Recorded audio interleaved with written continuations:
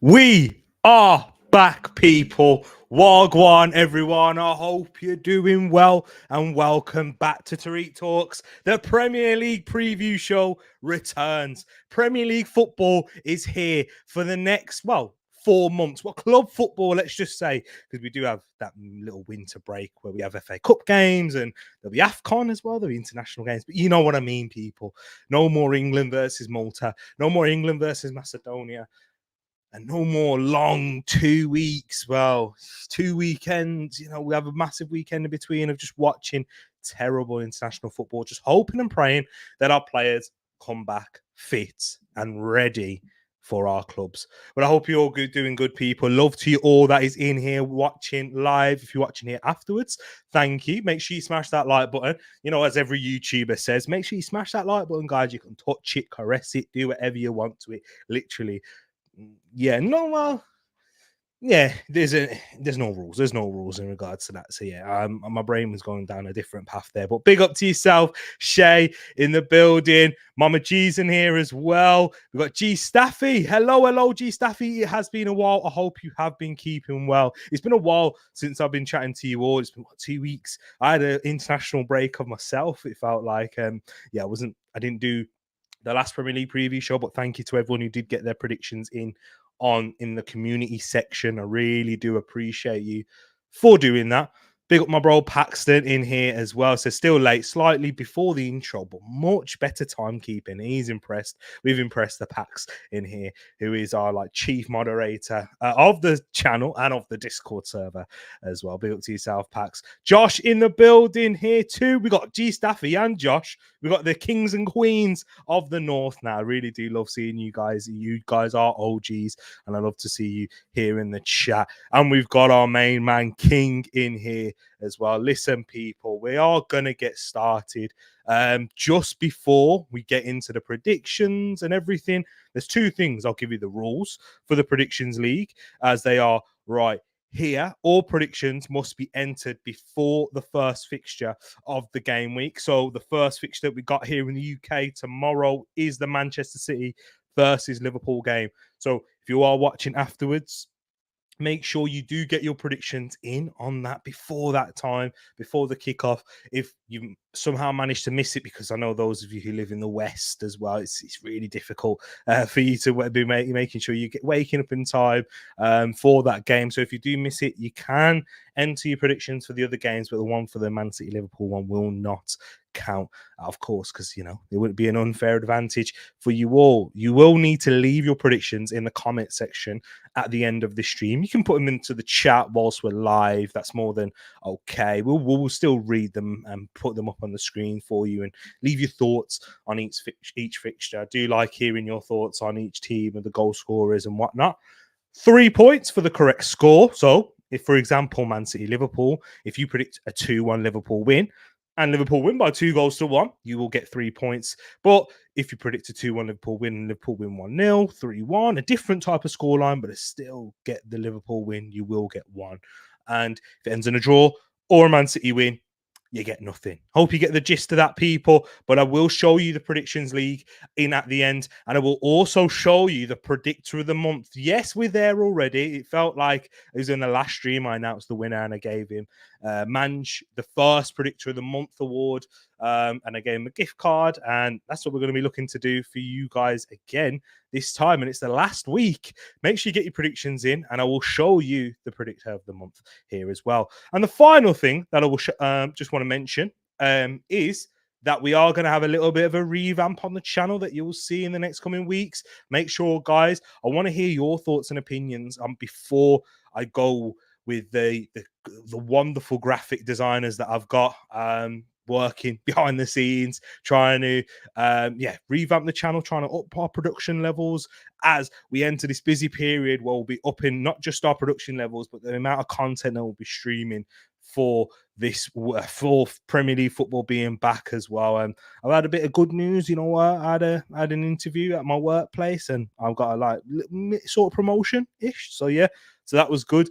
I did that happen over the international break. I also got older by a year. So if those of you don't mind, I don't mind disclosing my age. Well, how old do you think I am first in the chat? Those of you who don't know, but maybe if you do know my age, don't put it in here.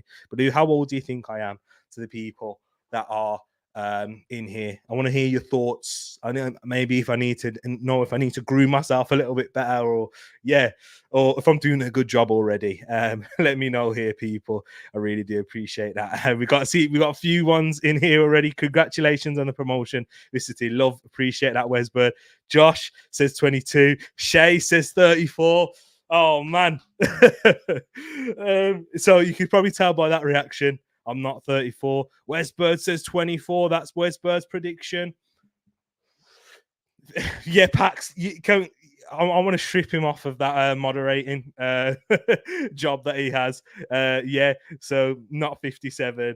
Congratulations to you for the promotion. Thank you very much, King, and happy belated birthday. 25, says King. We'll allow one more. Is anyone else going to have a guess in here? How old I am? But maybe you already know. Tell me if you know already. I'll give you 15 more seconds to try and get that in as quickly as possible. But yeah, so we will be having a revamp on the channel. Just before I give you the answer, make sure you join the Discord server as well, because I will be asking your thoughts and opinions. Which one do you prefer, this or that, or different overlays, different backgrounds? You'll see it. You will see. King says, I think it's 28 to be fair. And 25, it says Mr. W. Well, I can say we do have a correct answer in here. And it's not just one, it's two, because King, you first initially guessed 25, and Mr. W did say 25. So yes, I am 25. But Wesbird, love that answer. Josh, I love that answer. Shay and Pax, mate, I still love to both of you, but mate, that hurts. I need to start grooming myself a bit better, man. Yeah, but am I doing a good job? I don't know. Pax, he's just messing around there. And I think he knows my birthday. I think he knows my age. But I appreciate you all as well. Thank you for that. And yes, let us get into the stream, people. That's been enough waiting around, in it. So hit that intro again. Different, short intro. You know the intro, people.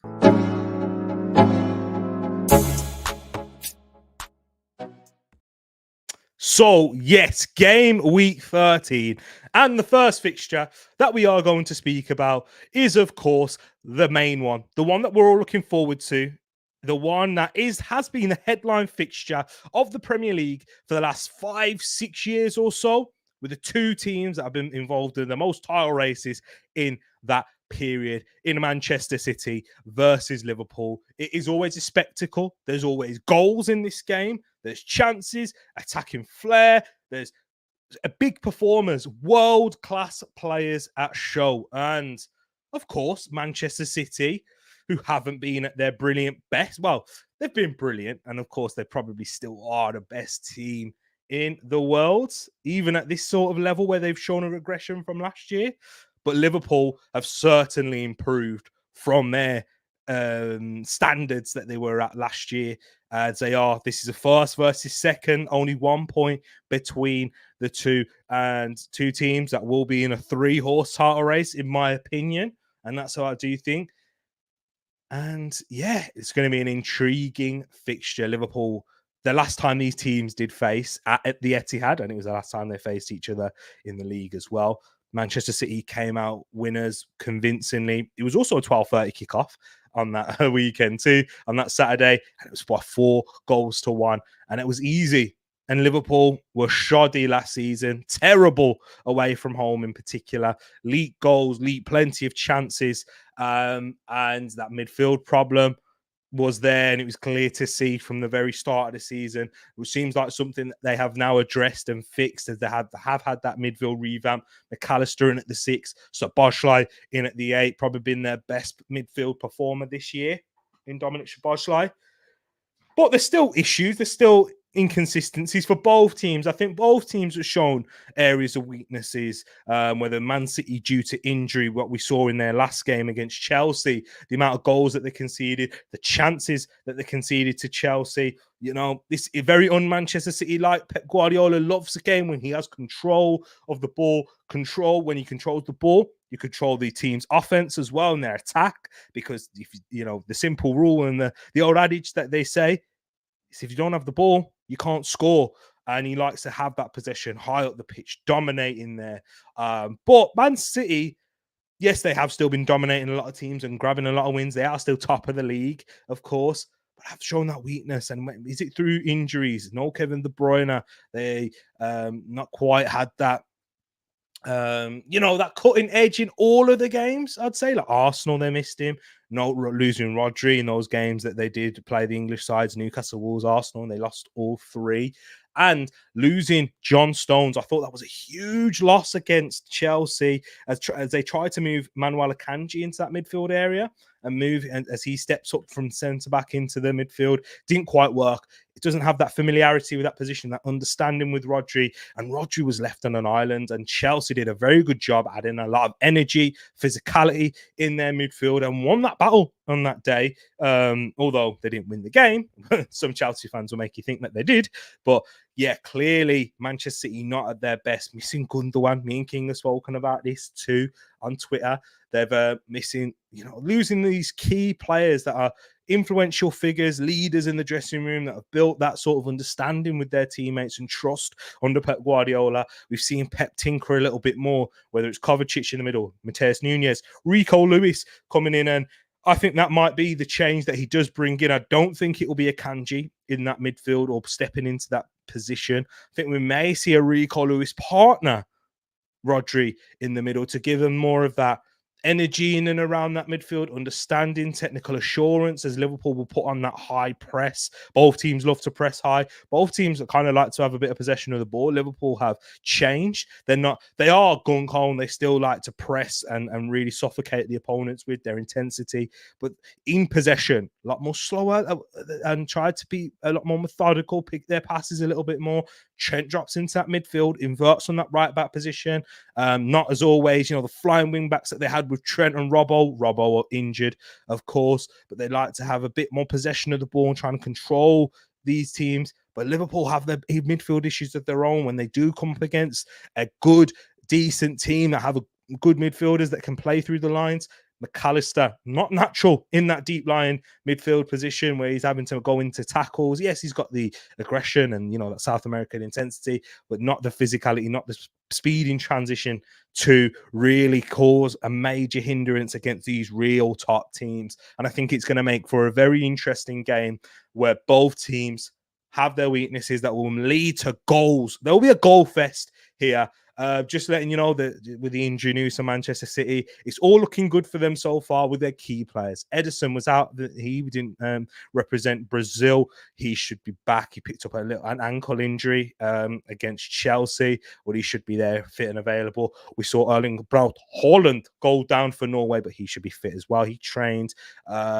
Not Kevin De Bruyne, of course, he won't be there. Mateo Kovacic most likely won't be fit for this game either. So yeah, there has been good news, but some other bad news. However, Nathan Ake, Sergio Gomez, the left backs will provide cover. I'm not sure if either of them will start. For me, I think that they will be there, fit and available, maybe on the bench, of course. So yeah, that's whether Pep decides to go for them. But no, Mateus Nunes or John Stones.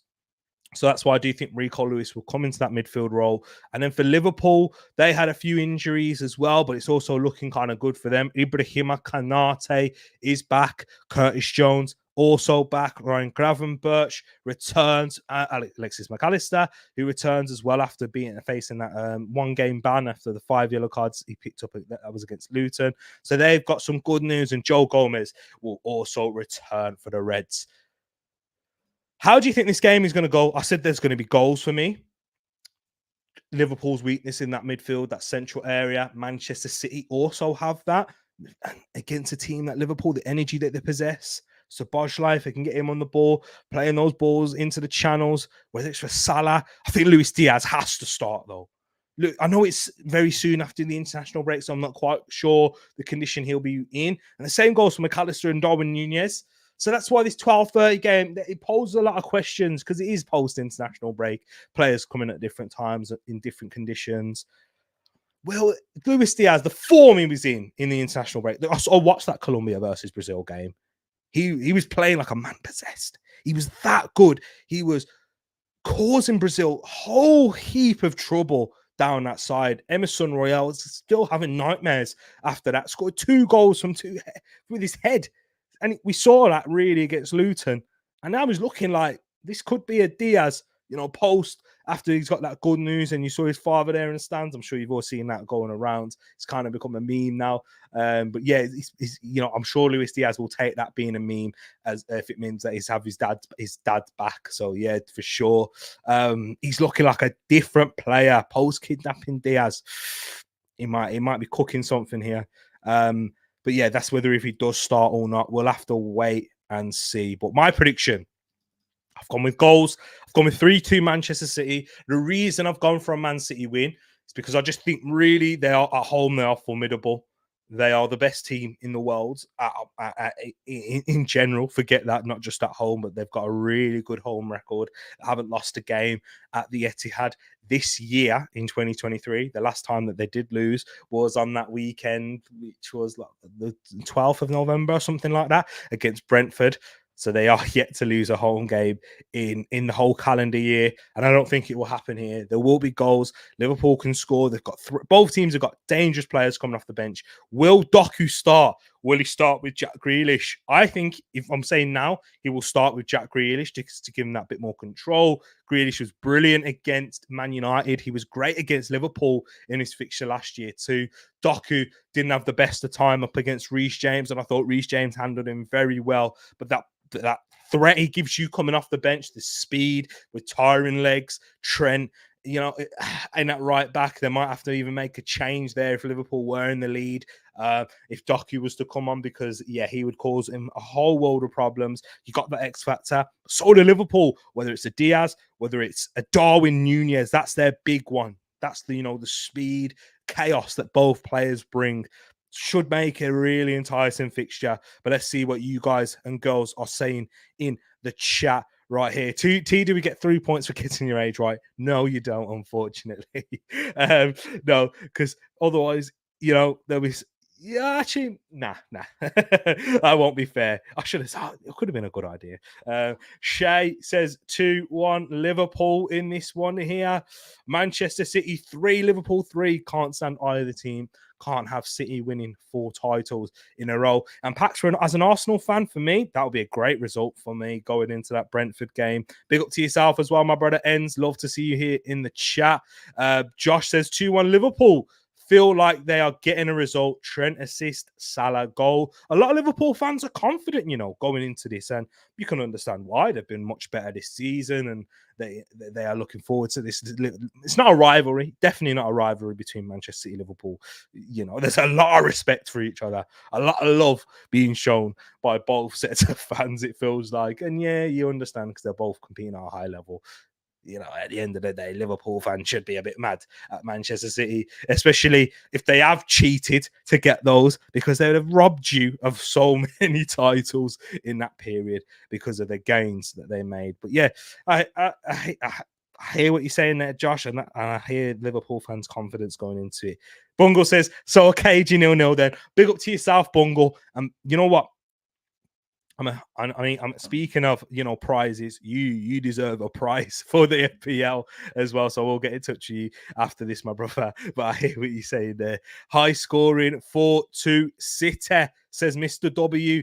I hear you. I also think it's going to be a high-scoring game. Westbird says draw, I think 2-2 or Liverpool win. So Westbird says if a team is going to win, it could be Liverpool. Mixed reactions here in the chat. I love it. This shows how hard this game really is to predict. King says, I think Liverpool will exploit City's issue at left back. Look out for the long balls from VVD, Trent to Salah. Oh, I hear that. I hear what you mean there.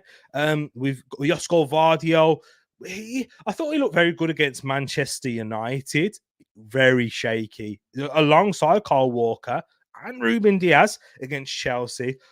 That Chelsea really rattled Manchester City defensively in that game, and that's the same could happen. We know that the passing ability Trent has. Come on, there's only probably one player in the world, and he also plays in the Premier League, that can match Trent, and that's Kevin De Bruyne, who's not going to be fit for this game when it comes to playing those long balls in behind, picking out a pass first time. Virgil van Dijk, them switches from left to right. Oh, King, you might be onto something here. This is something that we will have a look out for sure. Gundogan, what a player that certain people always disrespect. Exactly. I think Manchester City fans did until last year, until he really stepped up for them. 2-1 Liverpool. Mo Salah says, Shay, they don't have a box-to-box mid player like Gundo anymore. They have lost a lot of experience the past 2 seasons. I don't think City summer was impressive. I think Doku is overrated. Big shout there, because Doku has been getting a lot of praise, including myself. I thought that Bournemouth performance, he was brilliant. But there's been certain games he's shown that little bit inconsistency that young players show, that wingers like, that play like him, that in that sort of style, direct, I want to take you on. When they don't have their best of days, they just end up being a liability in terms of giving the ball away. But they do have that moment of magic where they can produce something. But maybe it's the early season, honeymoon vibes that we're getting from Jeremy Doku. We'll have to wait and see. Let us know the good news indeed, my brother Shay. 2-1 Liverpool says ends. And you check out his preview show if you want to hear a Liverpool fan's perspective. Him and Savage and G were on that one there earlier. Big up to yourself. There might have been more, but that's where I caught up to.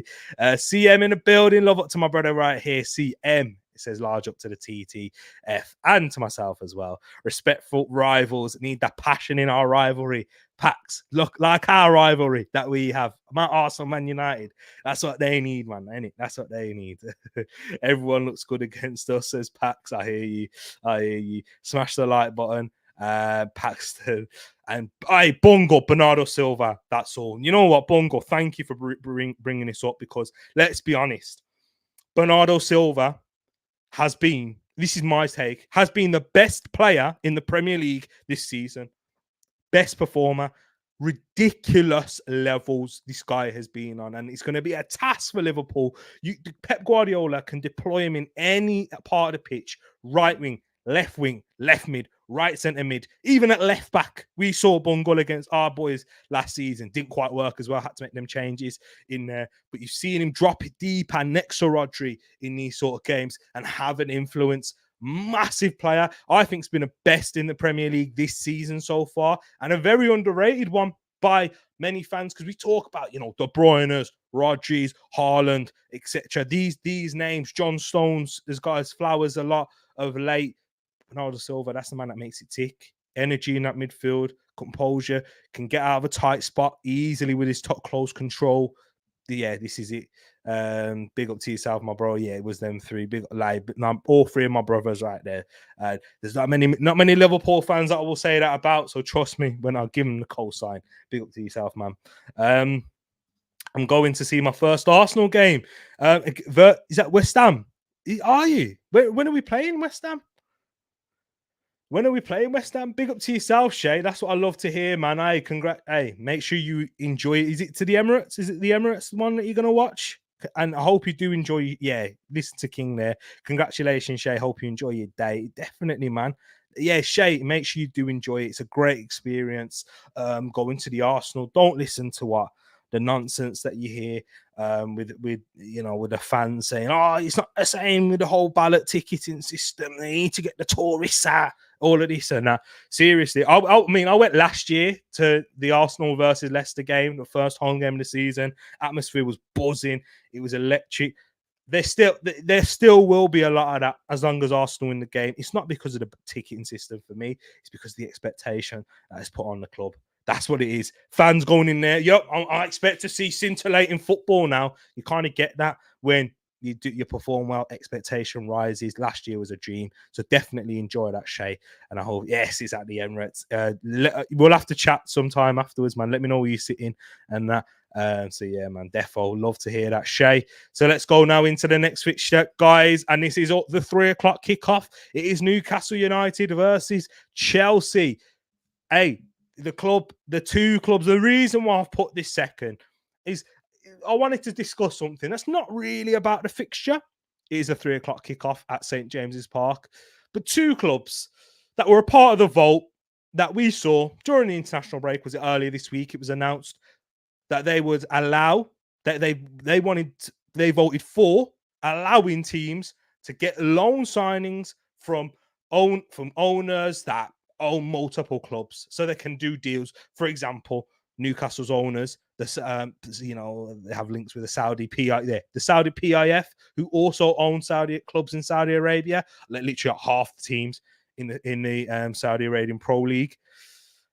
They allow those sort of transactions. So, for example, Ruben Neves could make a loan move. Doesn't look like it's going to happen, but you get the gist. Chelsea, their owners, Clear Lake, also own Strasbourg.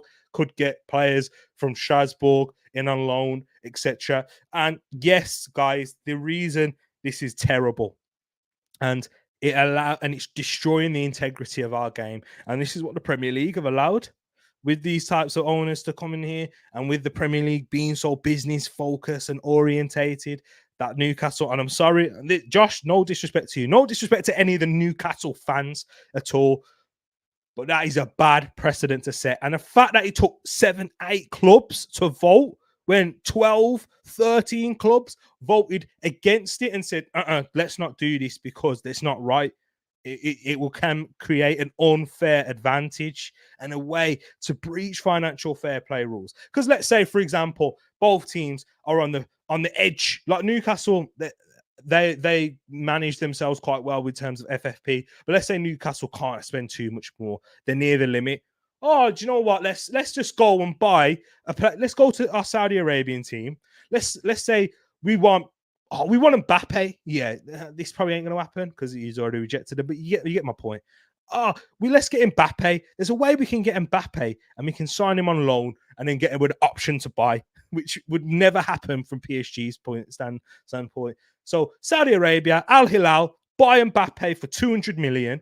And then straight away loan him to Newcastle with an option to buy in 2 years' time, or with favourable terms, where Saudi PIF, you pay all the 100% wages, you do all of that. That creates so much room for basically the damaging of the integrity of the sport. Same thing with Chelsea. We want to go up. We want to get a player. Let's sign. We want Moussa Diaby from Aston Villa. Let's get him to Strasbourg, and then we'll loan him to us or something. Do you get what I'm saying? People, it creates so much room for corruption, and the voting system is a joke in itself. But this is the Premier League. This is what the Premier League have made, and this is their bed that they've made, and they're going to lay in it. And it's a joke though that it took less the minority to win. Literally, the majority of clubs voted against it, and they won. Hey, I'll hear your thoughts first before we get into the game. I'm sorry, Josh, in the building. I know you're a Newcastle fan and that, but it's disgusting. It's disgusting for me.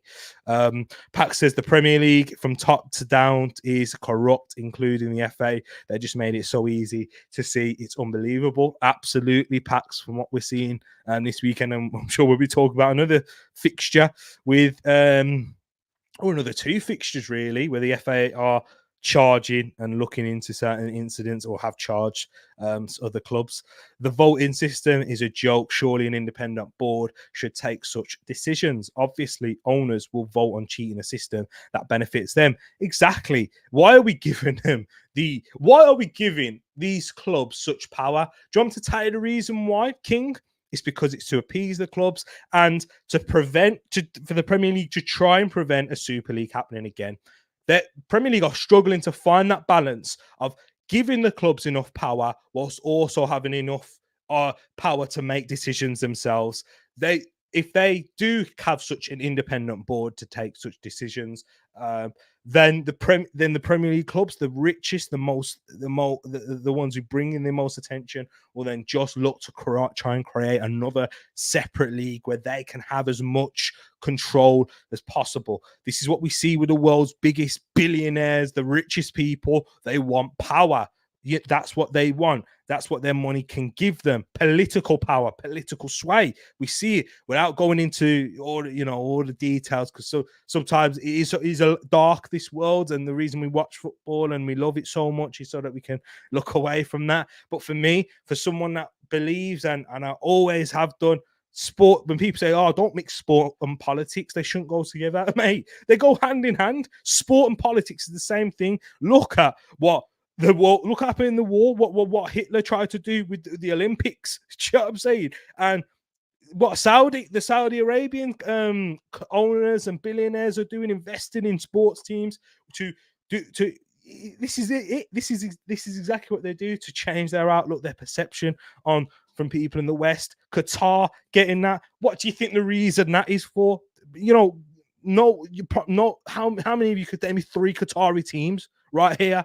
Exactly. They're not world-renowned football, orientated. It's all to try and, that's what it is. That's what sport and politics is about. Same thing here in England. That's what we try and do. And that's what we try and present ourselves in a better light. It's crazy. So yeah, it does mix. CM says, T, what do you think of Trippier's interaction with the fans after their Bournemouth defeat? Are fans of certain clubs almost too demanding of their players despite the contextual circumstances? Absolutely. And the player did, not the player, sorry, the fan did come out and apologize for that incident there, CM. So even he came out and he realized what he was wrong.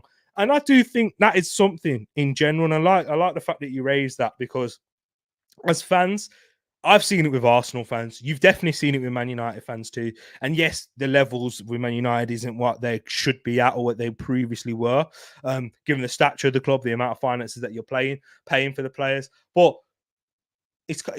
we expect ridiculous perfection nowadays, because we have things such as AI out here in the world. Our phones work incredibly fast, our computers do, etc. And we expect managers, clubs, players, staff to be almost perfect. When we see players get injured and break down, it's almost like, they'll break down once, have one knee injury. Oh, that's it. We have to get a replacement now. We have to look elsewhere. We have to demand more, demand better, demand for perfection. And I think that is what society is going to right now as well. So I definitely think, bro, that there is too much of a demand from fans, and there's too much demand from football. This is another thing me, Pax, and Luke spoke about earlier as well, given the amount of games that these footballers are playing.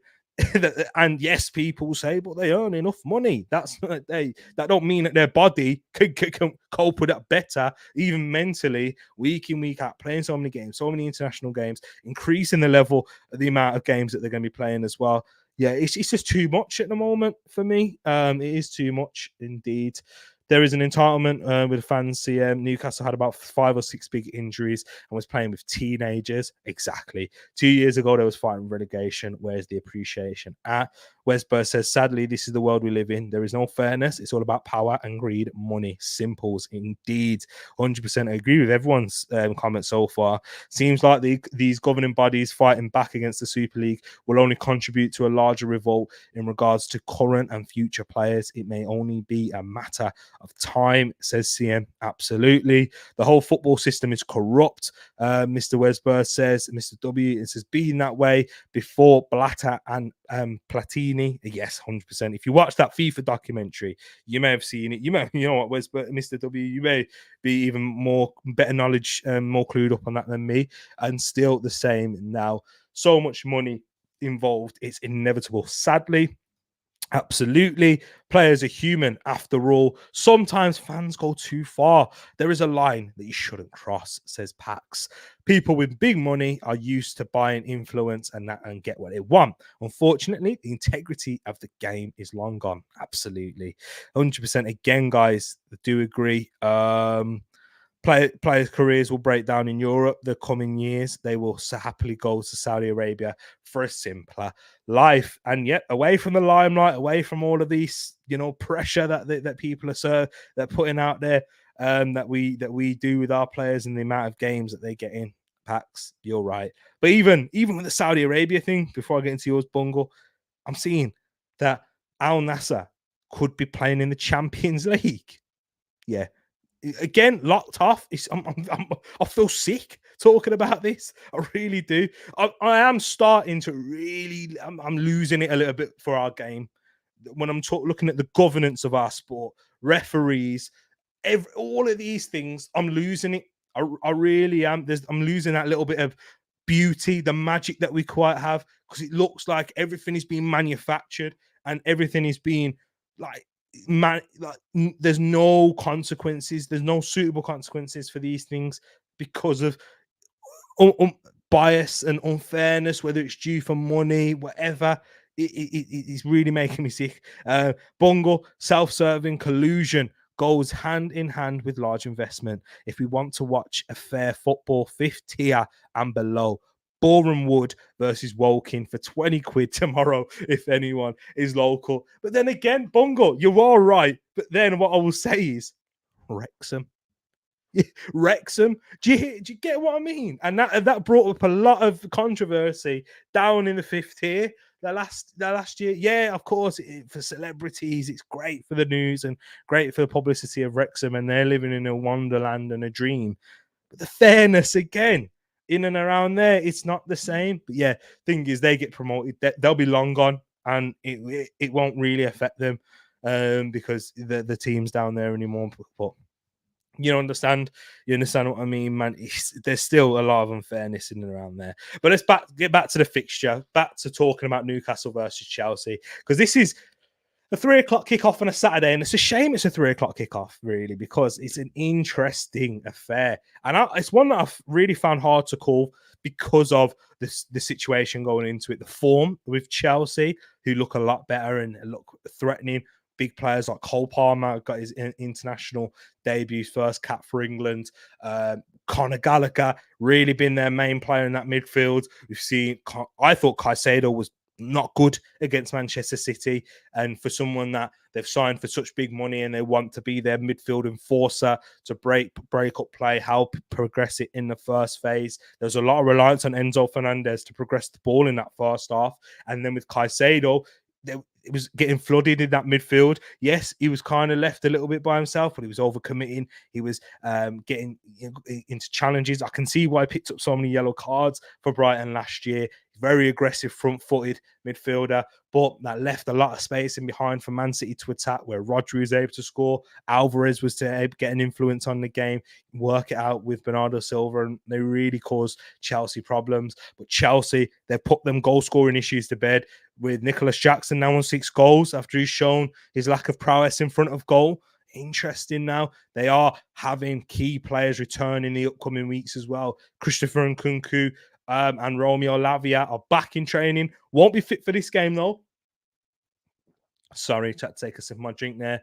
But it is looking better on the injury front. However, there will be no Ben Chilwell, no Wesley Fofana still. Wesley Fofana's back on the pitch after his knee injury. But yeah, that's good news for them. But yeah, he most likely won't be back this season, to be quite honest with you. But Ben Chilwell, yeah, looking good, getting back on there, trying to get us back on the pitch as quickly as possible. Marlo Gusto could return for this game here too. But a big injury news is for Newcastle, guys, because their list is extensive and it's ridiculous. No Tonali caused suspension.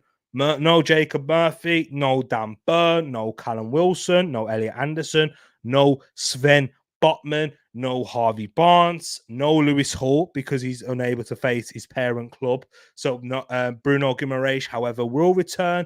Miggy Almiron will be fit. Fabian Schär also will be fit. Touch and go whether Sean Longstaff and Alexander Isak will be available. And if Isak is back fit and well, that'll be a huge plus for them because they need at least a front man, a focal point here for this game. Otherwise, it will be Anthony Gordon playing as that front man, which he has done in previous weeks.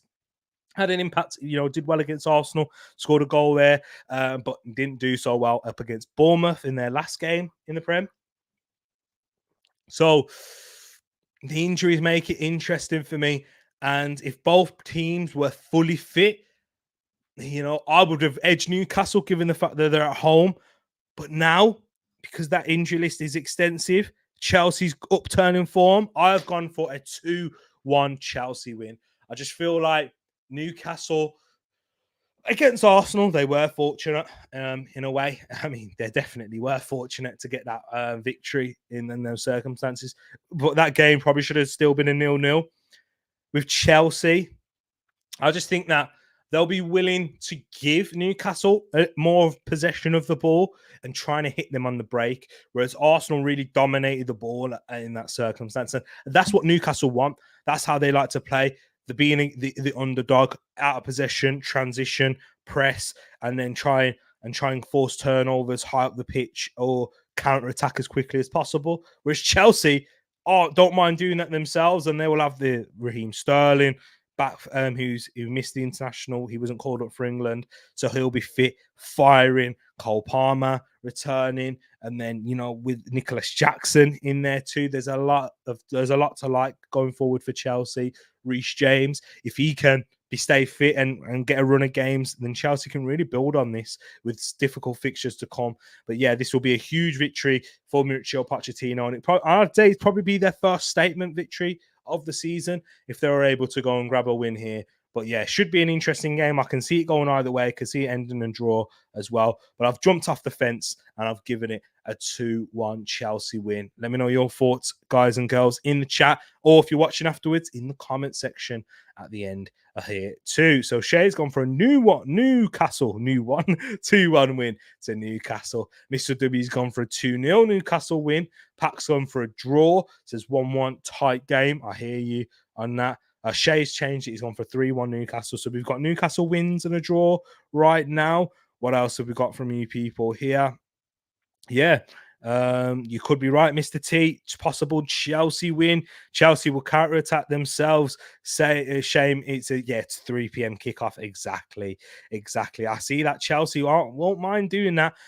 Bungle says Conor Gallagher has improved them without getting many plaudits. Bungle been their best midfielder, and he's the one that costs nothing in that £230 million midfield. So yeah, he's been immense for them. Vice captain for them too, and Mauricio Pochettino is loving working with him, and you can understand why. He does have deficiencies in his game. He's not the cleanest technically on the ball, but he's got a lot of energy out of position, in possession, has a sort of a goal threat, can carry the ball, drive to tough, good, strong in the challenges. A little bit like I'd say what Jordan Henderson was for Liverpool in their prime. That's exactly what he is like. A very good player, has a role, and can keep on improving too.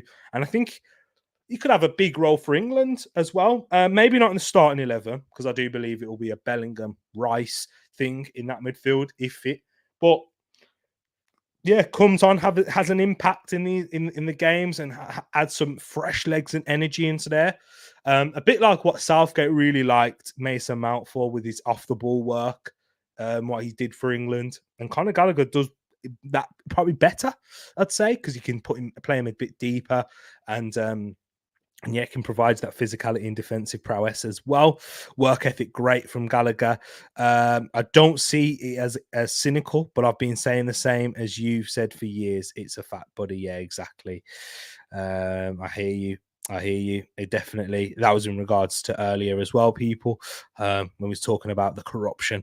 Mr. CM says, I feel that Chelsea may get a victory as well. Credit to Conor Gallagher here. Got a lot of criticism after not looking to leave after that Palace spell. Now he's taking full advantage of his opportunities. Absolutely, CM, and Chelsea were the ones willing to get rid of him. It would look like that they were the ones who were pushing for him to move. And he said, no, I'm staying here. I'm fighting for my place. Mauricio Pochettino wants me. It was the people above Pochettino that were looking to move him on. And he's saying, nah, I'm going to stay. I'm going to fight for my place. And now I'm a main player. I'm probably one of the first names on the team sheet for now. It'll be interesting to see when Christopher Nkunku comes back. whether he'll play, whether he'll be starting as many games then. I'm sure he'll still get minutes because there's opportunity, especially with 5 substitutes and so many games happening in December and in this space of time now. But yeah, it will be interesting to see if he will be in there from the start and what Pochettino may tinker around with. So for sure, definitely interesting to see how that happens with Conor Gallagher. Let's see what we're going to be talking about. Well, yeah, the next game is the Bees at home at the Etihad Stadium to the mighty Arsenal, who are sitting in third, same points as Liverpool. I think there's 1 goal between them, between Arsenal and Liverpool, and both teams conceded the same amount of goals, but Liverpool scored 1 more. Arsenal in this fixture, of course, the first time we had this was that Friday night game and the first game of the season. Brentford won 2-0, and Arsenal depleted at that point, injuries and COVID. Remember that? Remember when players were out due to COVID? Yep, that happened. But Arsenal have genuinely had the better of this fixture of times. Won at the Etihad Stadium last year, won at the Etihad already this year in the Carabao Cup. And Arsenal beat Brentford in the following fixture after that 2-0 defeat at the Emirates Stadium. But the last time these two teams faced each other in the Premier League was that 1-1 draw, where certainly Mason forgot to draw the lines for Brentford's equaliser. But this game, I feel like, yeah, it should be interesting. I think the 5:30 kickoff here in the UK, it's on TNT Sports or it used to be BT Sport. Make sure you're aware of that here in the UK, whether you're watching it in the UK or on your streaming devices, if you know what I mean. But yeah, there's interesting storylines. Ramsdale's going to come in because David Raya is ineligible to face his parent club. We saw news earlier this week. Is it news? Not really, because it's basically, as soon as Arsenal signed David Raya, they were looking to sign him on a permanent anyway. It was just more of a thing to get around FFP because we didn't have the financial capacity to outlay that 27 million now. So we had to push that on further down the line for next season. And Brentford were looking to sell because they already replaced David Raya with Mark Flecker. And they kind of had like a gentleman's agreement to let him to leave. No club was willing to pay the fee that Brentford wanted. Arsenal, it came in. Raya wanted to go, shake hands. Good 2 teams who have very good relationship as well between like Edu and the hierarchy at Brentford, because I don't know who their director of football or who part of their board is, but they already have a very good relationship. And the reason we know that is because we've seen Arsenal and Brentford have a lot of friendlies behind closed doors. Some players that have made moves over there, like Josh Da Silva and etc. So yeah, so we're Arsenal and Brentford. Ramsdale coming in goal for this one. I feel like, as well as everyone else, no matter what Ramsdale does, he can have a great game, great performance. I don't think that he's displacing David Raya. And the reason being is not because of his goalkeeping ability in terms of shot stopping or anything like that. It's just stylistically from what Mikel Arteta wants from his goalkeeper now. We've seen David Raya even do completely different things to what he's done at Brentford. His long ball distribution, his passing is better than Aaron Ramsdale's. The fact that he's playing much higher up the pitch when Arsenal are in possession, it's almost playing like a left centre back in that way. So yeah, he really steps into that midfield and into that centre back position when Arsenal in possession, as Gabriel comes out to the left back, as we always see Alexander Zinchenko invert. So it makes Arsenal literally have like 11 outfield players. Ramsdale just doesn't do that. Ramsdale doesn't. He's out of his comfort zone doing those things, and maybe David Raya is as well. I'm sure he is, to be honest. That's why we've seen a few mistakes from him. But he's adapted to that much better, and he's doing what Arteta wants and demands much more than what Ramsdale has done. And there's other things of their goalkeeping that I think David Raya is better than Aaron Ramsdale too. For example, claiming crosses. We've seen him, against Chelsea, that ball to the back post, and even against Newcastle for the goal that should have been disallowed, that Newcastle scored. There was moments of errors there, but we've seen on a lot more occasions him come and claim the ball, do well in those situations and relieve pressure off the back line. And that's what Arsenal, it's been a part of it, why we've had the best defense in the league this year. Yes, joint with goals conceded with Liverpool, but letting the least amount of chances and in our goal, really controlling games, dominating in the opposition's half. And David Raya allows us to do that. So that's why I think that Ramsdale will have no chance, whatever he does with this performance here.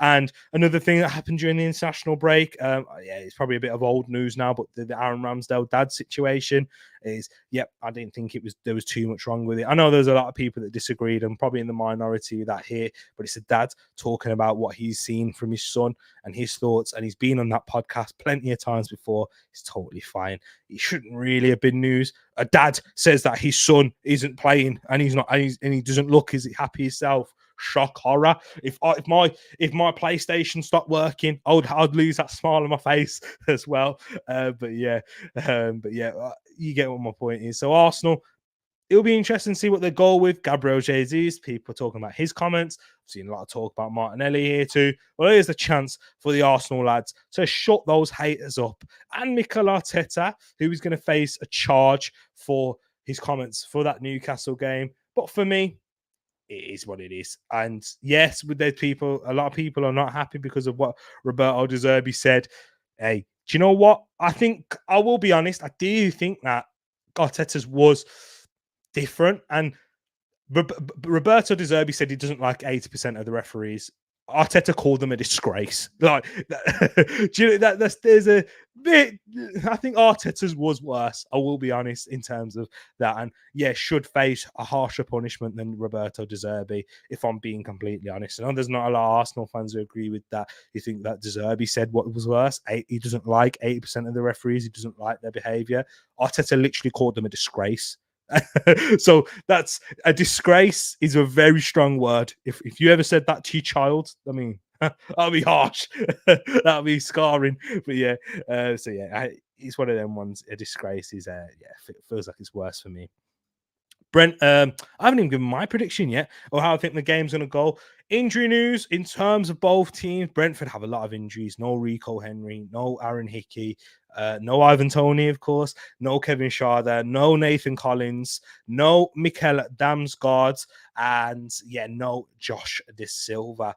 So they will have Mbeumo and Wissa up top. That's going to be their big threat. They will set up with their 5-3-2 that we saw Thomas Frank speak about, how he likes to play that formation against the bigger sides, try to cause them problems on the counter attack, but pack out those central areas, so which is the most likely where you're going to score, make them put crosses into the box. Brentford are able to deal with that. That's what their centre backs are there and made for. The likes of Nathan Pinnock, Ethan Pinnock, Ben Mee, Christopher Ager, those players there. I'm spitting bars, but that's what they like to deal with in them situations. But Arsenal have a bit of physicality of their own, but certainly have players that are injured. No Partey, game comes too soon for him. No Fabio Vieira after his red card against Burnley. Emil Smith-Rowe still going to be out as well. And no, obviously, of course, David Raya. However, good news is Martin Odegaard has returned back from training. He missed the international games for Norway and the Newcastle and Burnley game for Arsenal because of a concussion that he picked up in training, got booted in the face, and it must have been quite serious, because it got delayed a bit more further than he would have than the coaching staff actually thought so. But the medical team says it'd be best to keep holding back again for another week. Ben White, touch and go whether he's going to be fit, but Ben White's been dealing with an issue in the past few weeks himself, and I think it's been clear to see, to be honest with you, because I think Ben White's performance, me and King, when we spoke on that Newcastle game, we was very disappointed in Ben White, and it was unlike him, that sort of game. Looked shaky defensively, didn't look good going forward.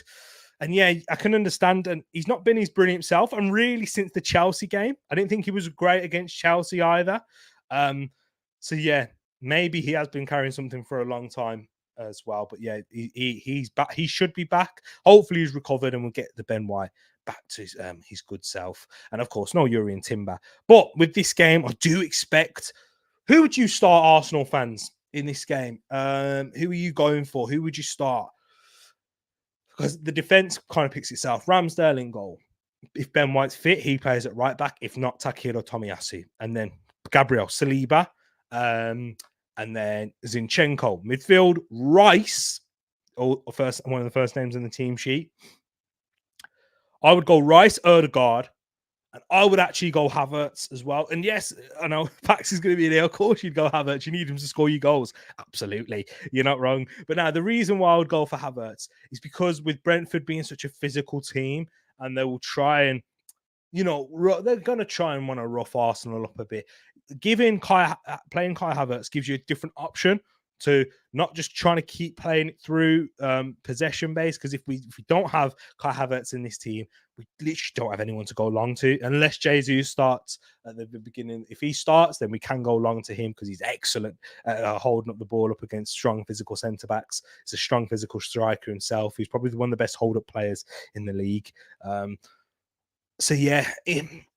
would start Kai Havertz in there. Try and really overload and pack that middle and try and get some players in the box, push that Brentford back line a bit further. And then the wingers, I would start Martinelli. Is he going to be fit? Is he going to be the condition based on the international games? Again, it's difficult. Martinelli out on the left, Saka out on the right. And if he's fit, Jesus. But because he's played 90 minutes, is one training session, I'd start Trossard. But if you're starting Trossard, then you definitely need Kai Havertz for me, because then again it makes us a bit too predictable. I think we'd struggle to get the ball into those front players if we don't have someone that we can go a little bit longer to with the Kai Havertz in that situation. Play off the knockdowns, play in and around them, and have that sort of game there. The physical games, the bigger games, is when Kai Havertz actually tends to turn up in. To be honest, and he seems to be like a big game player. Mr. W says Rambo, White, Saliba, Gabriel, Tommy, Rice, Ødegaard, Zini, Saka, Martinelli, Trossard. So essentially. So he's gone with Zinchenko in the midfield there. Okay, this is another thing me and King have spoken about. Do I think it will happen? No. Would I do it? Absolutely. I'd more than go with that so that we can really get Zinchenko in and dominate that midfield, progress it a lot better. Then we wouldn't have a problem progressing the ball into our forwards. I do think you're all right there. My problem with the Raya situation is that Arteta said that there would be rotation, 2 number ones, but the minute Raya was signed, Ramsdale was dropped. It's a done deal. Rambo has a presence and connection. Oh, yeah, that's what I agree with as well. And I hear people on that is he did say that there's going to be competition, rotation, and that. I mean, technically there has been rotation, in the cups and in this game here, but rotation, not really rotating in the big competitive. I mean, in the Premier League or Champions League. So I hear that. But the style difference, it's stark, and he's just a better goalkeeper for our system. Not me. He may not be a better goalkeeper overall. Ramsdale might be better for someone else, for Chelsea. I know it hurts to say, but they don't play the same way that Arsenal do. Ramsdale wouldn't do the same job that Ederson does. Raya's closer to that with what he does there. So it's just the style difference is what Mr. Arteta wants from out of him. Mr. W says Raya is out of his depth, but he's been deemed to be the number one. How it's been done is dreadful. I expected more class from Arsenal, but that's not being the case. Shameful, says Mr. W. Strong words there. Bungle says almost every game too soon for Partey, mate. Absolutely. Big up to yourself as well. Really, it's love to see you in here, my bro. I hope Havertz and Jesus doesn't do well. If you know. Me and Pax had a big debate with Luke involved as well on Twitter, talking about Jesus. And about those comments. Go check it out, guys. It's a very long one. But now, big up my bro Pax right there. And in terms of my prediction for this game, because I can see you guys putting your predictions here, I think it's going to be a 2-0 win for Arsenal. We're going to build upon our strong defense, our foundation that we've laid down so far this season. I hope to see more chances created and an improvement in our chance creation. That's what I really want to see here. Post-international break, let's create more chances. I don't mean we have to go back to being gung-ho and, free-flowing like we were last season. I want to see more chances being created. What we can have that sort of balance with our domination and less risk-taking to a certain extent. But when we're in that final third, Ødegaard, get yourself on that ball. Start picking out passes. and stop licking shots every time as well. Do your thing, and if there is an opportunity to shoot, hey, take it. But yeah, pick out those passes, build those relationships back up. Let's get Gabriel Jesus fit, firing. Let's get him playing multiple games. Let's get him have a run. I want to see these players get back to it. Maybe then we'll see Kai Havertz. We'll be really able to judge Kai Havertz really once the key players, all of the main attacking players are back. Then we can even improve further when Partey gets back. Hopefully, he won't be here for, but that might not be for long, given the international African Cup of Nations and just him breaking down. But you know what I mean, people. Let's do this. Let's try and build upon this. And yeah, we got a lot of games coming up. I think it's 10 games in 36 days, something like that. So plenty of games, plenty of rotation, and plenty of opportunity for players to stake a claim for this team as well. Our fringe players have done quite well. Trossard, Tomiyasu, Jorginho, they've been having big performances for us this season. So let's wait and see. Raya looks out of his depth. The West Birds think that Raya's out of his depth. Hey, Mr. and Mrs. W, I disagree. I think David Raya, he'll prove it. He will prove it. I think he's going to be good as well. I do. I'm confident. We'll see it. We'll see it after, of course, after this game, because he's not going to be available for this one here. But yeah, Raya, I think he'll be fine. Yeah, I think he will be. This is a weekend where our major rivals can drop points and we can take advantage. But as usual, we won't, says Mr. W. I think we will, man. I think we will against Brentford. They aren't at their brilliant selves. They did go on a good run before that Liverpool game. But I do think that they are susceptible. They're not as strong as they were last season, but neither is the league. So that's why I think it's a little bit easier for us, and I've got more confidence going into this here. Paxton says 3-0 Arsenal. Shay says 4-0 to Arsenal. Mr. W says a 1-1 draw. Bungle says should be a 2-0 win on paper, but drop points written all over it. I'm not glass half empty. You are.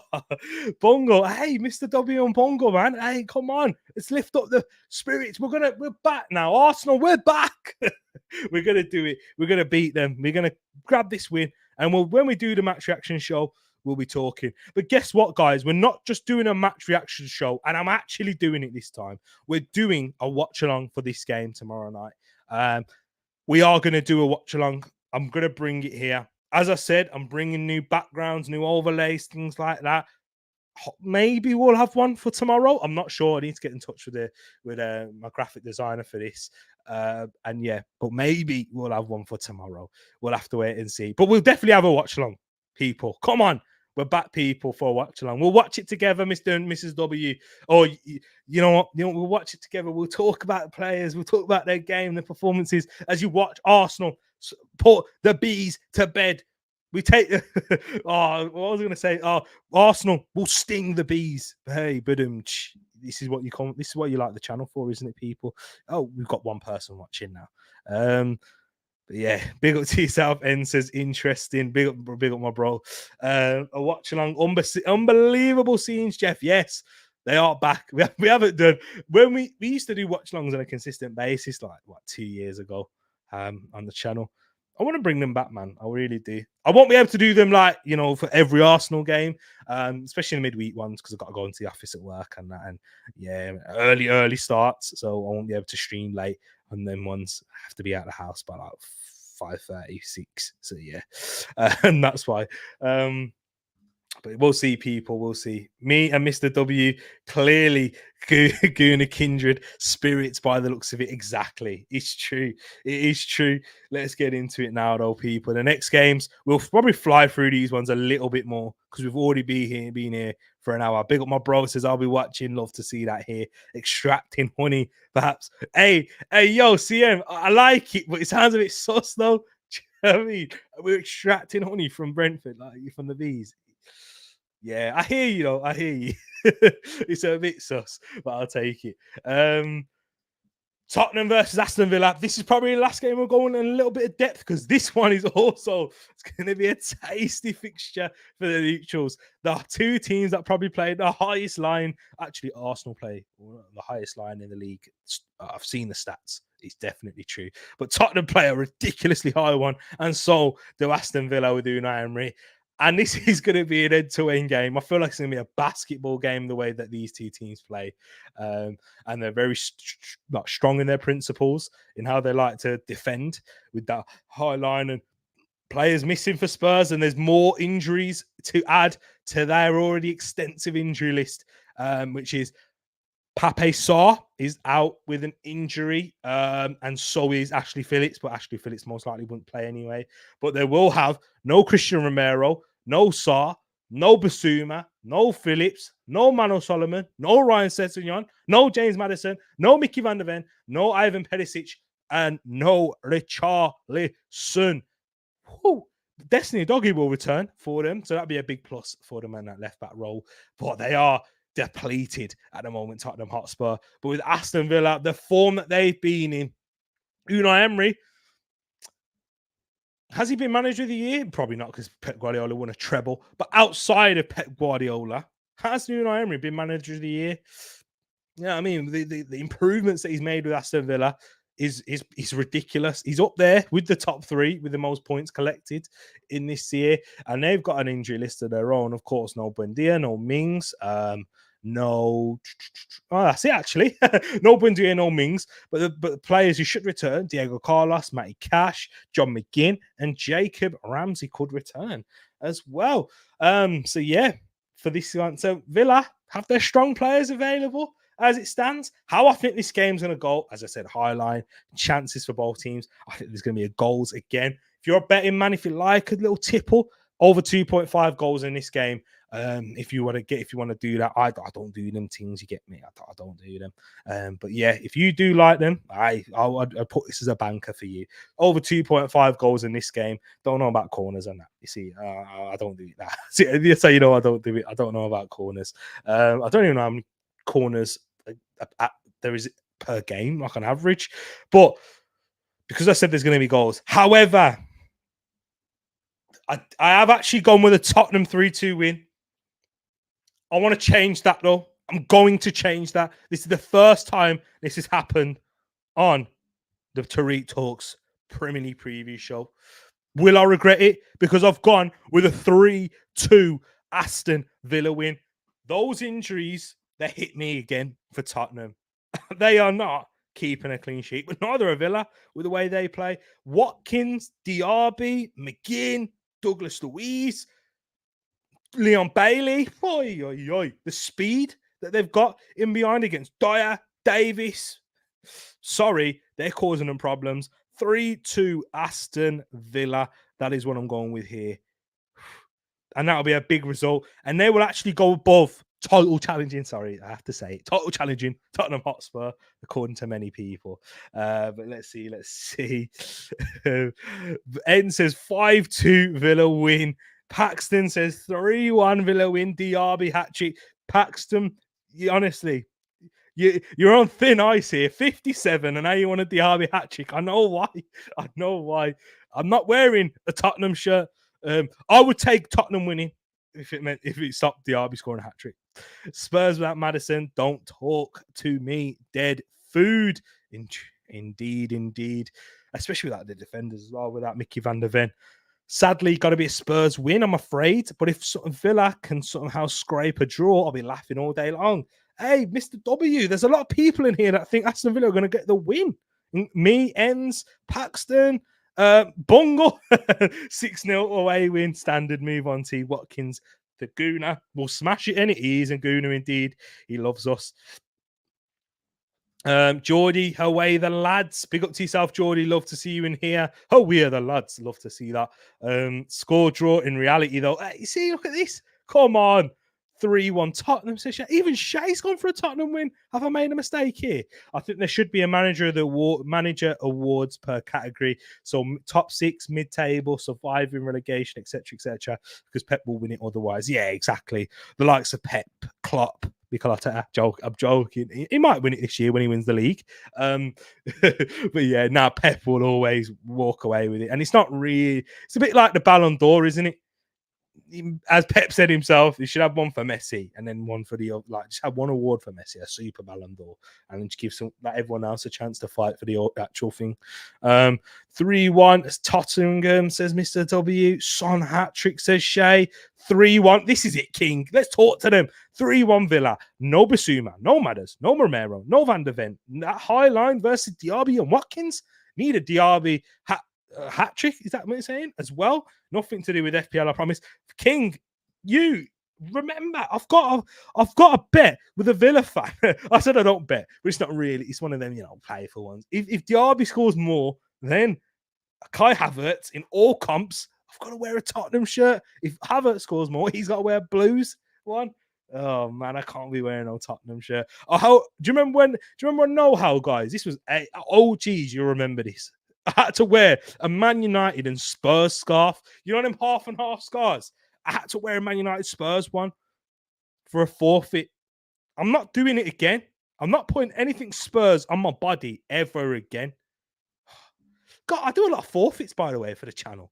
Why do I do this? What? I'm not the smartest, am I? Draw as Villa will get something, but hope you and Kings are right, Mr. T.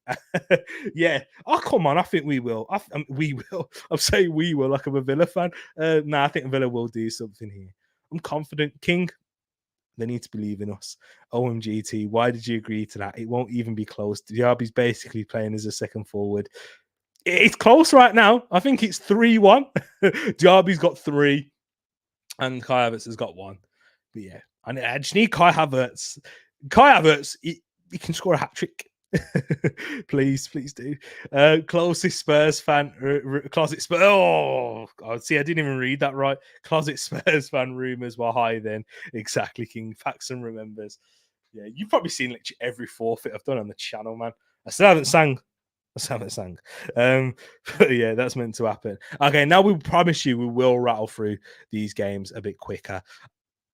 Again, I'm all right though, because we have to talk about the Everton charge ever so quickly. Everton got 10 points. Again, I have no problem with it. I know a lot of people think it's excessive. I have no problem with it as long as the energy remains the same. For me, the reason I don't have an issue with it is because you've broken the rules. You've done it to gain, to financially gain, but also cheat essentially and go over the limit, knowing that you were going to do it to have a better edge on your opponents. That is financially cheating.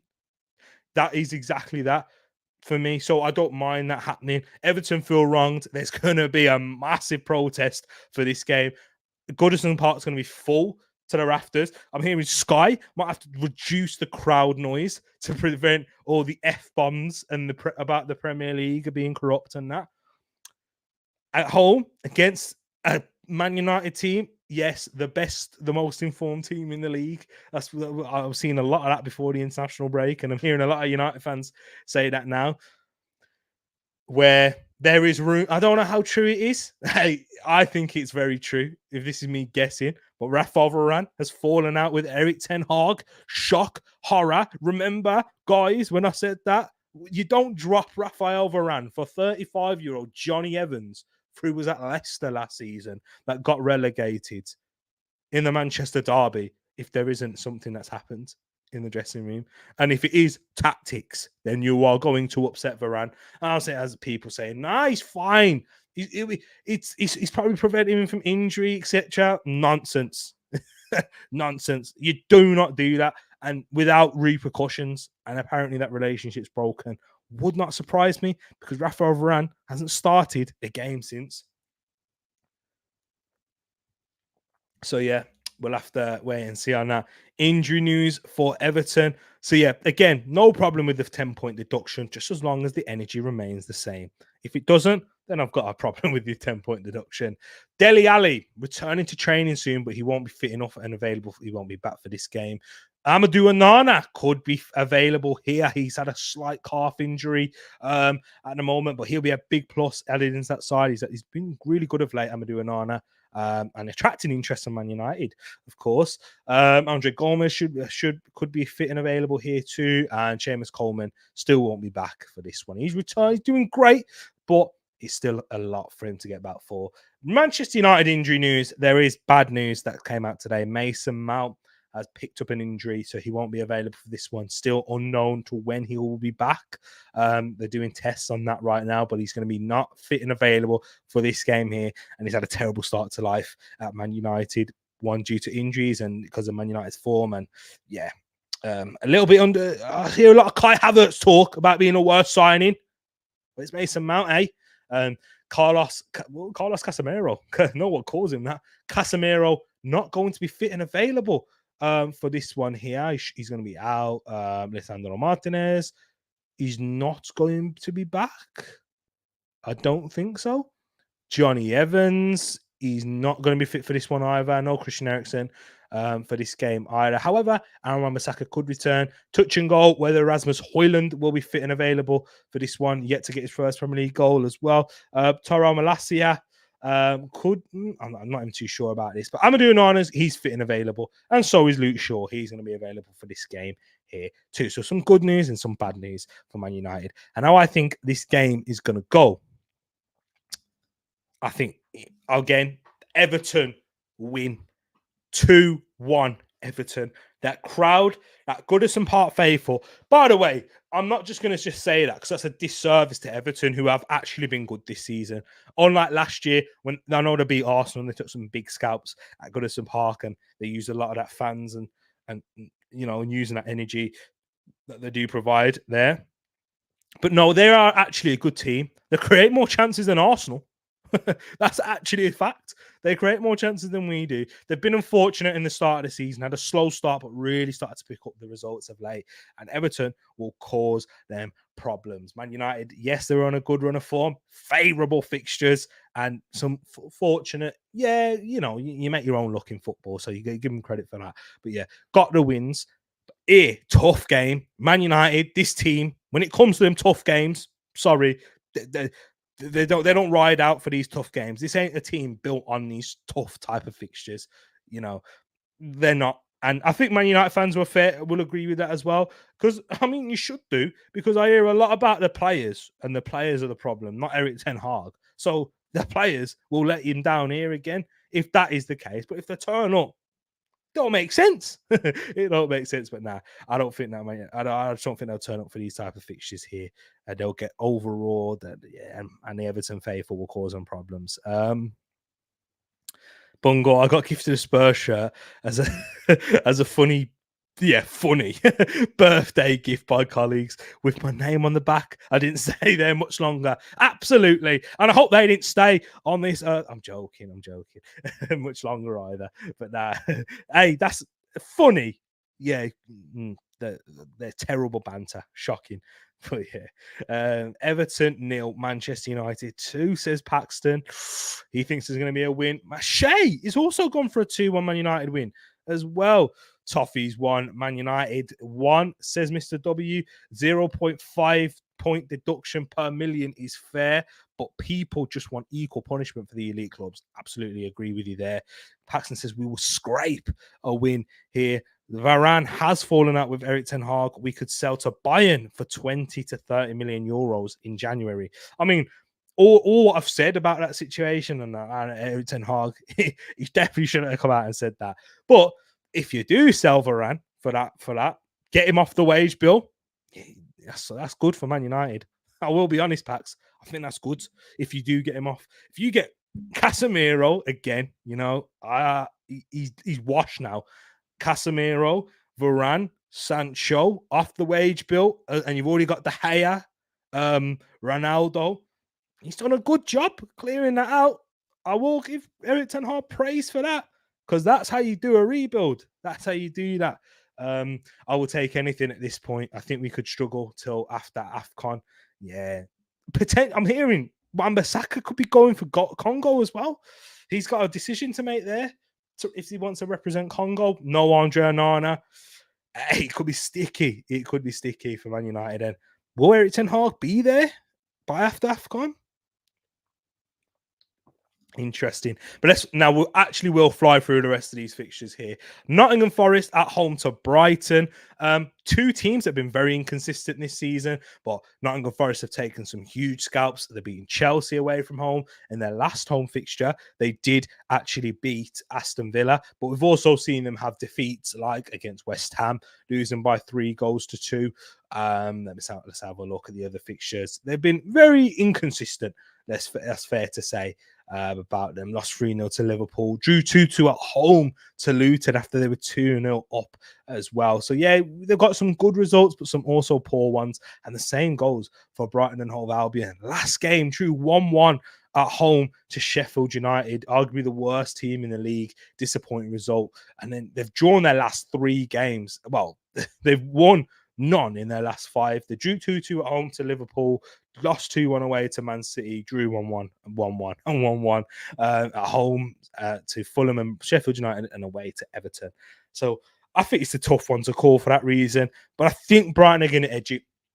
I just think that if they are to get closer to what they were last season, they will need to go on a decent run right here. Getting players back fit and available is the key for them, and their injury list is not looking good. No Danny Welbeck, no Solly March.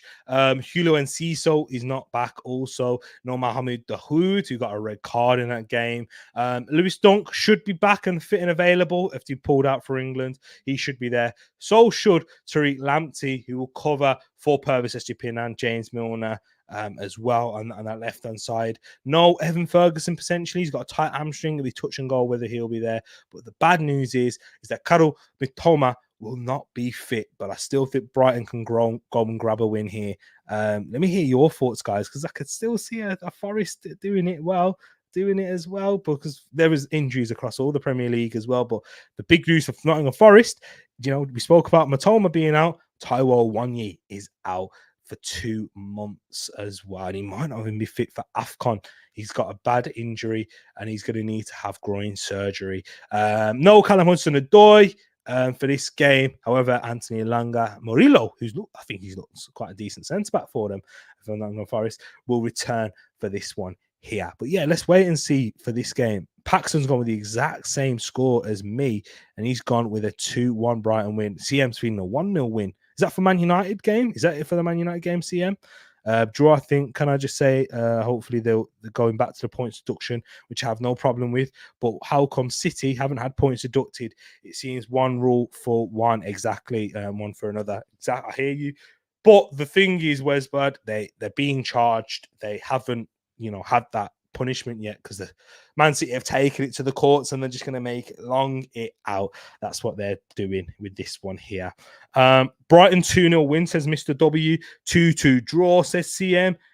Forest 1-1. It's again different scores again all here. Nobody's fit these days. Speaking about the amount of games these footballers are playing, it's a joke. And yeah, that was for the United one. I hear you, CM. It will be a feisty game, that one, for the United game. But this one, yeah, hard to call. And I think the chat's predictions have been very, very different, and there's a lot of variety in some of these games this weekend. Burnley versus West Ham, the claret and blue derby. Burnley, just quickly, I thought they were good against Arsenal. I know they did lose 3-1 and Arsenal, got the win that they deserved. But promising and better from Burnley than what we've seen. Defensively look better. But once again, 2 goals conceded from set pieces. Burnley are shocking defensively on set pieces. And they're coming up against a team that literally pride themselves off of set pieces. They've got the best corner free kick taker in the league with James Ward-Prowse. They've got Thomas Souček. They've got Nefer Gerd, Kurt Zouma, all of these players here who are excellent in the air. Mate, I'm sorry. It's going to be no other for me than a West Ham win. Set pieces galore. I think literally all 2 goals for West Ham will come from a corner. Burnley were one of the worst set piece defensive worst teams at defending set pieces, in the championship, and they are the worst team at defending set pieces here in the Premier League. Yes, they came up against Arsenal, who are the best team from scoring from set pieces and defending as well. We don't actually let a lot of set pieces. We don't give a lot of corners or free kicks away in dangerous areas. Watch Brentford get another 2 goals now, having said that. But yeah, West Ham pride themselves off of that. No Mikel Antonio, though, or Jared Bowen for West Ham. No, Jared Bowen could be fit, but definitely no Mikel Antonio, who picked up a knee injury for Jamaica. And big up to Jamaica as well, who beat Canada 3-2 into the semi-final of the CONCACAF Nation League. But do you know what that means? Jamaica are in the Copa America. Jamaica in the Copa America. Aye, that's going to be sick. Jamaica versus Brazil. This Brazil team, they could get it. No, not really. But yeah, Jamaica, man, doing us proud, people. Doing us proud, that is for sure. I've got a scratch on my mouse, frustrating. But yeah, who knows, man? Could Jamaica do something in the Copa America? Big scalps. We'll have to wait and see there. Look at that. CM, another fellow Jamaican brother with his Yardie blood in him. Come on. That's what we love to hear. Damari Gray's been killing it for him, I'm hearing as well. Not so much with Leon Bailey. But yeah. Burnley 0-0. 2-1 Burnley. Just a feeling. 2-1. Again, the chat, you do not know what to go with. We've got a draw, we've got a Burnley win, and we've got a West Ham win. I love it. This is the Premier League. This is why it's so hard to predict. But make sure, guys, you get your predictions in the comment section at the end of this stream. And don't forget smoke. CM, I love that. Do you know what they might need to do, CM? They might need to hope and pray. Yeah, CM did a rap battle on Eagle Eye Football, and that's what he said. That's why I've said that there. Big up to my brother right there. Let's go into the relegation 6-pointer here in Sheffield United versus Bournemouth. Of course, Sheffield United, good result away at Brighton, picking up a draw, but Bournemouth got a better one at home to Newcastle in a 2-0 win. That was much deserved. And Paxton, where are you? Talk to me about Bournemouth now, because they were my team that I said they were going to be the surprise package. They've been awful this season, and they've been letting me down, and they finally have turned up, and Ndoni Iraola is getting a tune out of this group while suffering with a lot of injuries, by the way. Missing key players like Tyler Adams in that midfield. No Max Aarons, no Alex Scott, who picked up another knee injury, which is sad for him because he's one of the players that we're most looking forward to seeing. I know Football Manager players love Alex Scott. He's one of the players to sign in FM23. No, potentially Philip Billing could be back though, big player for them, and the likes of him and Dom Solanke have a good relationship up there. But yeah, they are struggling with injuries, but I think that they are going to continue and build off of that with a 2-1 win away to Sheffield United. And if they do grab a win, I'm having a look at the table right here, they will go up to 12 points, level on points with Fulham. Most likely it won't take them above them because the Fulham have a better goal difference, but they are steering themselves clear of them, and they will increase their gap between them and Sheffield United to 7 points. The Sheffield United are in 18th thanks to Everton's point deduction. But yeah, I think Bournemouth are going to do it here. Paxton, where are you? Where are you in the chat? There he is. He's gone for a Bournemouth win as well. Finally, Bournemouth doing something for you, T.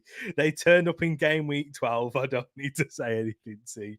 I hear you, man. I hear you. Sheffield United 1, Bournemouth 3. Listen to Wes Bird here, guys. If you haven't smashed the like button, do it now. Big up to Mr. T and yourselves. Hey, Wes Bird, they don't just need to smash it. They can caress it as well. They can do. Don't forget the caressing of the like button. Do that, people. Whatever you want to do to it. If you smash it, that's fine. Just you might want to smash it after watching a bit of me for too long. Get frustrated. I know Paxton's smashing it right now, saying, "Shut up." They won one game in game week 12. Shut up. You haven't won nothing. Where is Moss hiding? Where is he hiding? They got the reggae boys. I know. Where's our Canadian Gooner? He's not representing Canada like that no more. After the World Cup, they've just gone. I mean, in the World Cup, they were going. I can't even whistle, bro. I don't know. My mouth's dry. I'm chatting too much nonsense. But next, anyway, is Luton versus Crystal Palace. Again, I think this is a tough game to call. I know everyone called the Bournemouth win in this one, apart from Shay. He went for a 1-1 draw. Mr. W went for a 2-0 win. Um, yeah, I feel like a tough game to call. However, having said that, Crystal Palace, things could be looking brighter for them as they do have Eze back, Michael Elise back, Matej França with a bit more football in his legs in training. Could we be seeing Palace have a little resurgence? They will have no Jez Raksaki, who's out with an injury, no Dean Henderson as well. But James Tompkins could return onto the bench and help with their, add defensive numbers out there. But I think that it will be a close game. Luton, I think the last time that they lost by more than one goal was against Chelsea. I think so. So that's why I've gone with a Crystal Palace 1-0 win. So yeah, Luton, strong team defensively, resolute. If they are going to stay up in this league, they need to be grabbing more points at home. But I think that Eze, Elise, them two back, flowing. Eze, my favourite Premier League player at the moment. Outside of the, do you know what? Now, forget saying outside of the Big Six, mate. He's my favourite Premier League player to watch. He's just amazing. Arsenal, please sign him. And Arsenal fans, I've said it before. I don't think Vieira or Smith Rowe will be here next. Or not at least one of Vieira or Smith Rowe. And to be honest, I don't think either of them are going to be here next season at this rate. Vieira and Smith Rowe. I've said that one of them won't be here. I'm thinking both of them might not be here. So I said it as a mistake earlier. Actually, I think Vieira and Smith Rowe could be sold. And Arsenal fans, would you sell Smith Rowe and Vieira if it means that we get Eberici Eze? I would do it hands down in a heartbeat. I would easily Eberici Eze for Emil Smith Rowe. I'm doing that. But yeah, 1-0. 1-0 to Crystal Palace. There. Caress, kiss, stroke. Whoa. Hey, careful what you do with that like button, people. Luton 0, Palace 2, Loy Hodgson 2-1. Is that 2-1 to Palace or Luton? Shay. Palace got to win this 3-1, surely. Palace 2-1, CP Eze Brace. His price would just go up if that happens. Palace 1-0. I agree with you, T. Hey, my man. Big up, man. Draw 0-0 or Luton win. Ooh, Mr. Westbird's gone for a Luton to get a positive result here. Hodgson speaking on the youth players like that weeks ago. He lost my respect a little. Can't lie. He did apologise, though. He kind of said he was wrong. I did. I said ESR won't be here last season, and you said wait, T. Yes, I did say wait, but injuries again, Pax. I said this season's big for him to prove it, and it, Pax, and the talent's not in question, the reliability, and I think Arsenal will cut their ties. ESR, Vieira, and Partey all gone, in my opinion. Do you know what, Mr. W? I agree again. Two of them can't rely on them for fitness issues, and Vieira not cutting it, just inconsistent and not cutting it for me. I wanted Eze for bare time, such a baller. Eze, Rice, Erdegaard. Yeah, we're talking. Could you imagine Eze and Martinelli? Could you imagine Eze and Martinelli on that left? Sorry, headphone users. Dembele scored for PSG. Fair play, Usman. And the final game, before I get into the predictions league, people, you have been patient. You have been very patient. We're not going to talk about this for too long. It's the Monday night fixture. Do you think any of us are watching it? Sorry, Jacob and Ed and other Wolves fans, he might be watching it, but I'm not. Fulham versus Wolves. Paxton might be, because it's the Raul Jimenez derby, and I know he likes his Raul Jimenez. Si, senor. Give the ball to Raul, he will score. Not, he hasn't scored for ages now, so he won't score. Don't hold your breath on that. But yeah, I think it's going to be a draw, 1-1 draw for this one here. I think this game last season was a 1-1 draw too, and I watched that one. It was on a Friday night at Jacob Round, so that's why I watched it. I would never have watched that off my own accord. Yeah. So yeah, the things you do for love, eh? Your things you do for love. But I'm not doing that again. No, even if my wife was a Wolves or Fulham fan, forget that. Oh, I'm going to bed. Nah, I probably should. Look at how many people's gone for a 1-1 draw here. Fulham 1, Fulham 1-1, Fulham 1-1, penalty for Wolves and Jimenez. Wow. I think we've all gone for a 1-1 draw. Everyone is watching this. If you haven't gone for a 1-1 draw, even if you're watching afterwards, I'm disappointed in you. Disappointed, guys. Because everyone, no, Westbirds. Oh, she's let us down. Forget this. Lock off the stream. Why would you do that? Everyone was going for a 1-1. Mr. W, have a word. Oh, no, but 2-1 Wolves. Jacob and Ed will be happy. They will be, I'm sure. But yeah, Fulham 1, Wolves 1. Let's now go into the predictions league. People, let's go into it. I'm going to show you the table that's been updated. There has been some changes. Not at the very top, though. But Manch is 7 points clear. But look who is second. Paxton is second with 90 points. He's climbed up that table. Moss, 2 points behind him with 88. Me, I'm not too far, actually. 12 points between me and top. But yeah, 5 points between me and second. I'm sitting there in fourth. But Mr. 200 has had a resurgence. He has had a resurgence. He's been immense, Mr. 200. And there he is there with 78 points. He's climbing up there. Jacob's in sixth. Alicia is in seventh. I need to put her predictions in the comments as well at the end of this. King, 57 points. King, can you climb up the table? Remember, guys, it's a marathon, not a sprint. Yeah. 1 good month, and you could be back in the title race. Literally, it's not like the Premier League. If there was the points difference there, hey, you'd be in trouble. But you've got enough time. Shay, again, same for you. You had a fantastic month last month. Can you keep going? Can you keep pushing? And if we have any more new guys that are in here, CM, I know, big up my brother. You haven't put one, submitted one yet. I know you've done them into the live chat and stuff, but bro, don't worry, because you could still do something if there was a miracle, but there is a predictor of the month that we have at play, where if you're brand new, you can still be engaged and still get your predictions into the comments at the end of this stream. Currently, Mr. 200 is top of the predictor of the month with 14 points, 2 correct scores. Pax is right on his tail with 13 points. Imagine 13 correct scores and 3 correct scores. And Moss is in third. He had a good month last month. That's why he's up there and around the title race. But this is why Paxton's there too. And Mr. 200 climbing. Mr. 200, I know you'll probably be watching this afterwards. Definitely, if you did last the 1 hour and 36 minutes, it is deserved. But I know we'll be watching this afterwards. Granddaddy Guna, for those of you that know him in the chat, we call him Mr. 200 because he was the 200th subscriber to the channel. But Pax, this is close. And this is the last game week for this. So take it seriously, guys.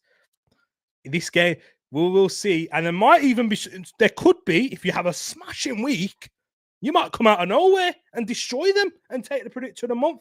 Let me tell you who's below these guys and what points that you are on, people. Let me go. Let me open my book where I've got all of the workings out. So, Shay, you've got 9 and 1 correct score. So you're not too far. You're not too far yourself. Manj has got 9 as well. So he's not too far. King's got 7.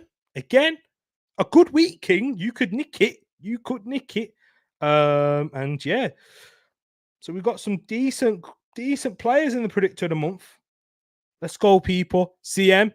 Get yours in here, but make sure you definitely, guys, everyone who else is new, get your predictions into the chat. Multiple giveaways at the end of the season, not just for those who finish first, and not, there'll be multiple for at the end of the season. I need there's a giveaway for Predictor of the Month challenge as well. So all you need to do to get involved, put your predictions in the comment section.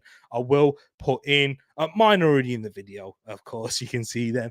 But yes, Paxton's usually the first one to put his predictions in at the end of the video. So yeah, just follow what he does there. Hey, if anyone can get him in before Paxton, I think you'll have broken a streak. Even when Paxton's not been here, he's still been the first one to get him into the chat. He's excellent at doing that. So Paxton, big up to yourself, man. You're out there, but Mr. 200, you're in the lead so far, lad. Don't bottle it. Don't bottle it. Don't make sure you get there. But I really appreciate you all people for tuning in. It has been a good stream. We are back and we're going to be back and you're going to be seeing his face more frequently. I've said that a few times now in the past few weeks, but you definitely will. I will be here tomorrow. Watch along and match reaction for the Arsenal versus Brentford game. I am thinking to do a watch along for the Tottenham Aston Villa game. I will let you know as well. I just need to see what we're doing with the graphics designers, trying to improve the graphics of the channel. See if I might need to do any work in terms of that there. And and anything else? I might do. If I don't do the Tottenham Villa one, Everton Man United potentially as well. Yeah, we'll have to wait and see, people, but definitely will be here tomorrow for 5:30 for that 5:30 kickoff. I'll probably start about quarter past 5. It is there, so we'll have to wait and see. Derby hat trick in front of us would be crazy. I don't know whether I'd be able to cheer or cry. You'll get both. Big up to my brother CM as well. Says thank you for the stream, bro. Don't go anywhere. Love to yourself, my bro CM. Go and subscribe to my brother CM22 ENT as well. Manchester United fan. But we've got there's not many United fans I like in this world, but they're all in this community, and I love you all, people. Thank you, CM. Big up to everyone who's been here, locked in, watching it here now. I'm like Man City. I will come good later on. We are cooking, says Paxton. You know what you have to do. I know, Mr. T. I let myself down, Mr. W. So I've let everyone down. It's true. There's always one, ain't there? Boo. Love that, people in the chat. And then CM, he went in afterwards as well. He put the final nail in the coffin. But now, love to you all, my people. Enjoy your weekend, guys. I will be back here tomorrow. You might see an Arsenal victory or an Arsenal draw, or very unlikely an Arsenal defeat. But love to you all. God bless, and we're out. Peace.